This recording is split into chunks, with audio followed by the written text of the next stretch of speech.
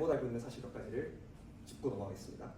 SAT는 10학년, 11학년 여름에 뭐 한 2, 3개월 정도 바짝 하면은 충분할 거다라는 얘기인데 이게 어떻게 보면 맞는 얘기고 어떻게 보면 틀린 얘기인데 보통은 틀린 얘기긴 해요. 보통은 학생의 상황과 그다음에 목표에 따라서 이건 다를 수밖에 없어요. 예를 들어서 현재 1200점대인 학생이 목표가 아이비리그이고 1500점이다 SAT가. 그럼 당연히 2, 3개월 안에 300점을 올리는 건 가능성이 낮을 거고요. 반면에 뭐 1400점대인 학생이 100점을 2, 3개월 안에 올리는 거는 비교적 가능성이 높겠죠.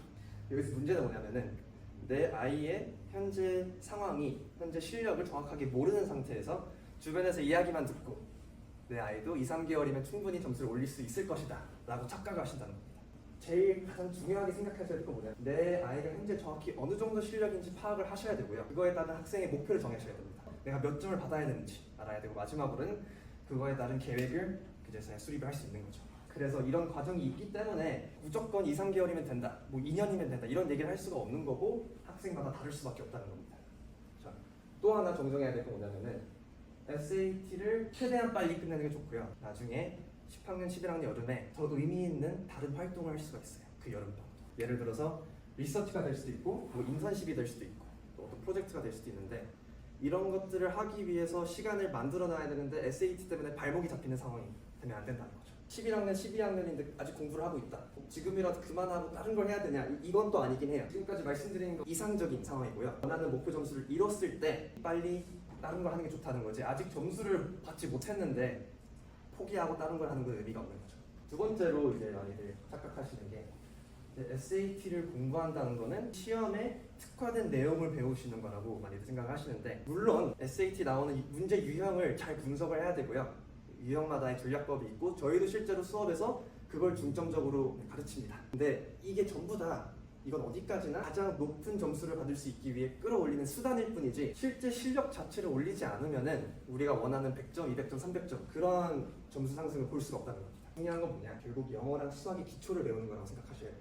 제일 먼저 부모님들께서 떨쳐버려야 될 생각은 뭐냐면은 혹시 뭐 내 아이는 아직 SAT를 공부할 때가 아니다, SAT를 공부할 필요가 없다, 그것부터 떨쳐버려야 돼요. 방금 했던 말이 성립이 될 수 있는 경우는 딱 한 가지가 있어요. 내 아이가 아직 SAT를 공부할 실제 그 수준이 안 된 거예요. 그 친구는 결국 SAT 전 단계의 기초 영어랑 수학을 공부하고 그제서야 이제 SAT 공부할 수 있는 건데, 이 경우가 아니라면 내 아이가 SAT를 공부할 필요가 없다, 영어랑 수학을 잘할 필요가 없다 라고 얘기하는 건 똑같은 거예요. 그다음에 결국 SAT를 공부한다는 거는 영어랑 수학을 배우는 겁니다. 그래서 영어랑 수학을 초등학교 때부터 대학교 때까지 필요한 교육이고요. 고등학교 입시 과정에서 어떻게 보면은 PT이고 치열한 경쟁 속에서 내가 키울 수 있는 나만의 무기라고 보실 수 있는 거예요. 예를 들어서 GPA에 있어서도 좋은 성적을 받아야 되는데 수학과 과학 과목에서는 어떻게 해야 돼요? 수학을 잘해야지만 점수를 잘 받을 수 있고, 또 뭐 영어, 사회, 역사 여기서는 당연히 영어를 잘해야지 성적을 잘 받을 수 있고, 대학을 가고 나서도 만약에 내가 수학이 필요한 이과 커리어로 갔다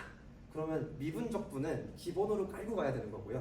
사실 영어는 어떤 커리어 필드이든 필요한 겁니다. 논문을 읽어야 될 수도 있고 발표를 해야 될 수도 있고, 하다못해 대학교에서 모든 수업이랑 교재가 다 영어로 되어 있을 텐데 SAT에서 가장 중요한 9학년, 10학년 수준의 SAT 단어를 모르고 대학교를 들어가는 거는 좀 큰 핸디캡을 안고 가는 거랑 똑같은 거죠. 또 SAT를 공부해야 되는 이유도 설명을 드렸으니까 디지털 SAT 공략법, 필승법에 대해 자세하게 설명을 드리겠습니다.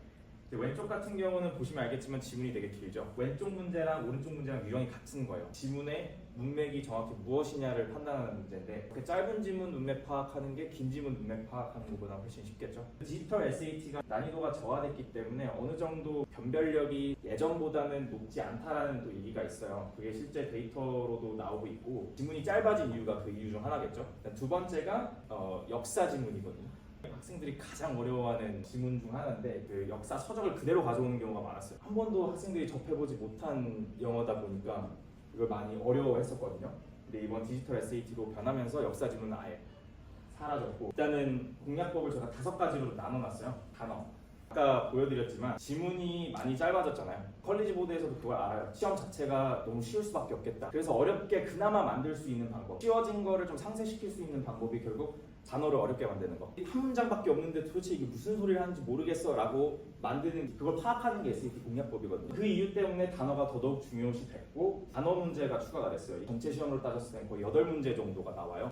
대략 80점에서 90점으로 생각하시면 돼요. 이 단어 문제만 다 맞춰도 100점에서 700점 달성할 수 있는 계기가 된다는 거죠. 두 번째가 핵심 파악인데 대부분의 문제 유형이 핵심 파악하는 부분과 밀접한 관련이 있는 유형들만 나오고 있어요. 예를 들어서 세 문장인데 디테일한 거 찾으라 그러면 10초 만에도 찾을 수 있는 거니까. 그래서 핵심 파악하는 능력을 사실 연습을 많이 해야 되는데 결국에 이걸 할 수 있는 방법은 책을 읽는다든지 뭐 지문을 읽는다든지 여러 가지가 있는데 가장 효과적인 방법은 사실 페이퍼 SAT 지문을 가지고서 요약을 하는 거. 그 이유는 같은 퀄리지 보드에서 문제를 만드는 거잖아요. 단어라든지 문장 구조라든지 이런 것들이 예전이랑 다른 게 없어요. 그냥 짧아졌을 뿐이지. 이 핵심 파악 연습을 할 때는 페이퍼 SAT 지문 요약하는 걸로 연습을 하는 게 사실 제일 효과적이라고 말씀드릴 수 있겠고, 시사 지문이나 과학 잡지, 뭐 논문 이런 걸 써놨는데 시간이 없다 할 수 없는데 하면 좋은 점을 이제 말씀드리자면 SAT 자체가 과학 배경, 역사적 배경 그런 걸 하나도 몰라도 SAT를 풀 수 있어야 되는데 과학 잡지나 이런 걸 통해서 접하면 그래도 유리한 부분은 있을 거예요. 결국 시간 줄이기거든요. 700점을 못 맞는 학생들 중에서 시간이 넘쳐났어 이런 사람은 한 명도 없어요. 결국 시간을 줄여야지 헷갈리는 문제로 나중에 다시 돌아갈 수 있고 여유분을 만드는데 그러지 못하다 보니까 700점을 못 넘는 거겠죠. 이제 이건 저희가 항상 아이들한테 강조를 하는 부분이에요. 유형별로 문제를 파악할 수 있는 능력을 길러야 된다. 그래야지 시간 절약이 되는 거죠. 이 문제가 나왔을 때 유형을 파악을 했어요. 유형별로 풀어야 되는 방법이 있을 거 아니에요. 그걸 바로 알면 버리는 시간 없이 바로 접근을 하기 때문에 거기서 시간 절약이 생기는 거고, 이제 오답노트 같은 경우는 저희가 아이들한테 하라고 얘기를 하는, 처음 시작할 때는 아이들이 뭐 열심히 하다가 이게 시간이 지나면은 그냥 되게 기계적으로 좀 오답노트를 하는 경향이 있어요. 별 생각 없이. 오답노트를 확인했을 때 처음에는 자기가 틀렸던 이유 어떻게 해야겠다 이런 게 다양하거든요. 갈수록 똑같아서요. 귀찮으니까 그냥 복사 붙이기 하는 것 같긴 했었는데 목적 자체가 본인이 잘하는 거나 못하는 거를 분석을 해서 못하는 거에 좀 더 집중을 해야 돼. 그걸 알아야지 내가 어떤 걸 공부해야겠다라는 학습 계획을 정할 수 있다라는 걸 말씀드리고 싶고, 다섯 번째는 모의시험은 많이 치는 게 도움이 되냐 아니면 무조건 많이 쳐야 된다.